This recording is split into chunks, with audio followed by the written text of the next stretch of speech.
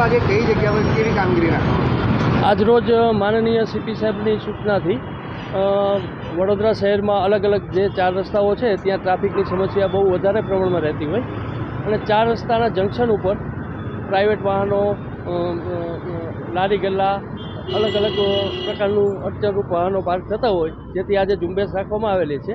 અત્યારે અમિતનગર ખાતે આ તમામ વાહનો દૂર કરવાની અને અવેરનેસ માટેના પ્રોગ્રામો કરવામાં આવેલ છે. ગોલ્ડન બ્રિજ અને અમિતનગર ખાતે 2 જગ્યા આજે પ્રોગ્રામ કરવામાં આવેલ છે. અમિતનગર સર્કલ પર ખાનગી વાહનો બહુ ત્રાસ નથી, હવે નથી, બધું ક્લિયર થઈ છે. અવારનવાર ટ્રાફિક જામ થાય, પણ હવે સતત પેટ્રોલિંગ અને પોઈન્ટના માણસો દ્વારા 4 રસ્તા ખુલ્લા રહે એ રીતનું અમે કાર્યવાહી કરેલ છે.